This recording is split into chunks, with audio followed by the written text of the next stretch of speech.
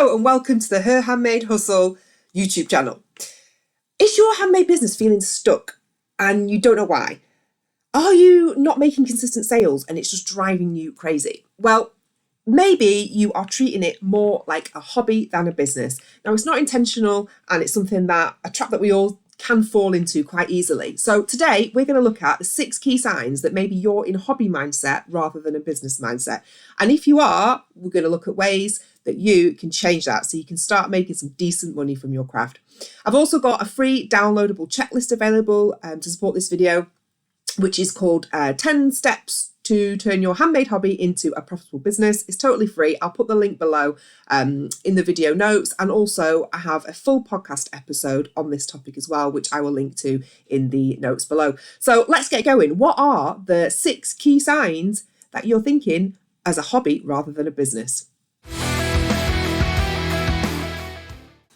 Okay, so number 1, you're not tracking your expenses or your orders. You need to know exactly what's coming in and exactly what's going out. You need a simple spreadsheet, that's all. Literally just put on your orders that come in, the date, what they ordered and the cost, and your expenses, what you've spent that month, anything from materials to insurances to postage, online fees, website fees, anything whatsoever. You need to write it all down. The second sign that you're stuck in hobby mode is you don't know your hourly rate. What is it that you earn per hour? Now, as a handmade business, it can be tricky to work out, but it's also important. So I tend to work on between £15 and £20 an hour. You wouldn't do a job without getting paid. If you were a plumber, you wouldn't fix a leaky tap and expect the person just to pay for the parts. You have to charge for labour, and your job is no different. It's a skill and people have to pay for it. So you must factor in your time. Work out what you want to earn, what you need to earn, and make sure you account for that in the price of your products. Number 3, you're hesitant about marketing yourself.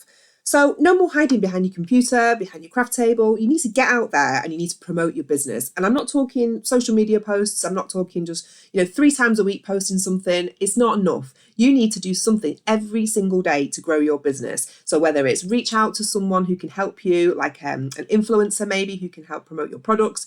You could write to a magazine editor. You could contact a blog. You could find a mentor, anything whatsoever. You need to get your business out there and you have to make active steps to do that.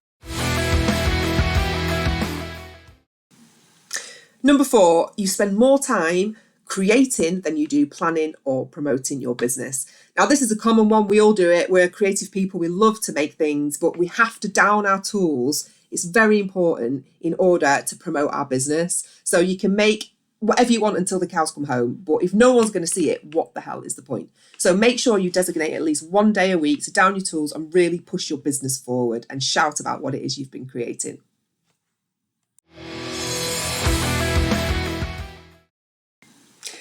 Number 5, key sign that you're stuck in hobby mode, you're relying on friends and family for your orders. Now, we've all got those people that like to support our businesses that we know, our aunties, our sisters, our mums, our best friends, our colleagues. That's fine, but they need to make up a very small proportion of your customers. You need to make sure you are gaining new customers, people you don't know, on a weekly, monthly basis. Anything that you can manage, you need to make sure that your business grows into something sustainable with customers that you don't know. That is the main purpose of a business. You need to be attracting new people all the time, not just relying on Auntie Margaret's order once a month.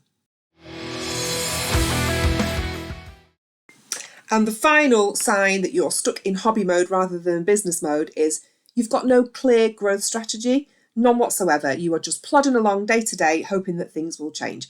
Well, no, you have to have a plan to reinvest in your business whenever you can. So that may be from buying new equipment. Perhaps you need a new guillotine, or you need a better piece of equipment to produce your products, or maybe you need to find some help. Maybe you need a mentor. Maybe you need somebody there to hold your hand and help you do things the way that they need to be done in order to grow. The biggest investment you will ever give to your business isn't money, it's time. And when you run your own business, it takes a lot of your time. It's draining, and you have to be prepared to invest that in order to see it grow. You can actually grow a business with very limited resources. When I started my stationery business, I didn't have a lot of money at all, but I sent free samples to magazines. I reached out to editors. I reached out to bloggers, and I got myself featured, and I grew that way. So it can be done, and you need to make sure that you are taking an active role and you are using what time and money you have and putting it back into your business, especially in the beginning stages, in order to get it established.